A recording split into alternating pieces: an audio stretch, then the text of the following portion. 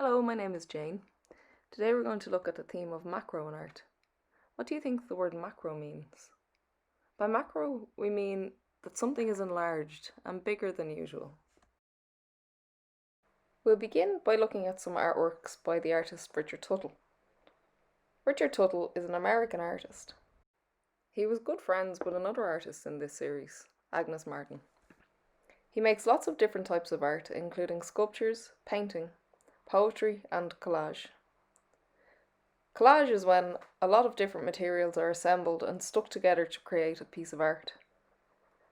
Sometimes his collages are in between a painting, which is 2D, and a sculpture, which is 3D, which means that they are not always flat. These works may look simple, but it can be tricky to make sure all of the pieces are in the best place in the artwork. According to the artist, simplicity is never simple. What do you think? Okay, now let's gather some materials to create our own collage. Richard Tuttle uses materials that you might find at home, such as paint, wood, cardboard, glue, pencils, pastels, plastic, styrofoam, thread, twigs, and fabric. Does this give you any ideas? Have a look around your home to see what interesting materials you can find. To stick things together, you could use double-sided tape, string, Pritt stick, or PVA might work too. Here are some of the materials I found. I might not use them all, but I have gathered them to experiment. I found cardboard, a stick, pastels, foam sheets, pipe cleaners, string, glue and tape, beads, a pencil, a scissors, some paint markers and paint sticks, some foil and some tulle fabric. So what does macro mean?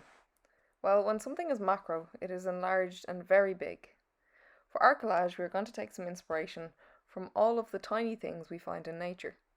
Spend some time outdoors in your garden or on a walk and find some small materials for inspiration.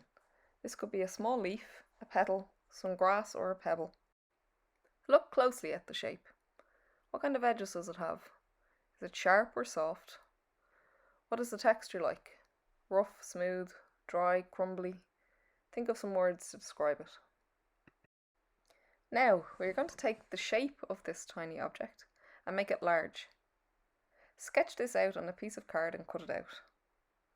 At this point, you can get extra creative and experimental. Try out different textures with this shape. What about some different colours? Take your time and play with different options.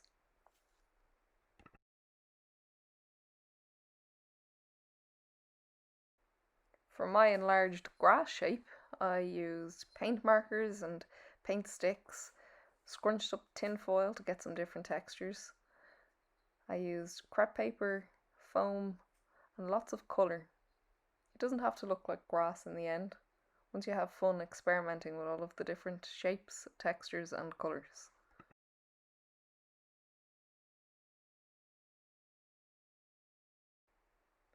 Richard Tuttle would often hang his work in unexpected places, such as floors, corners, and over door frames. Try hanging your work somewhere unexpected. Does it change how the work looks?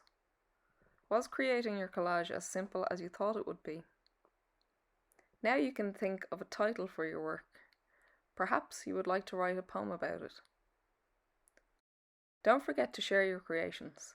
We would love to see how you got on.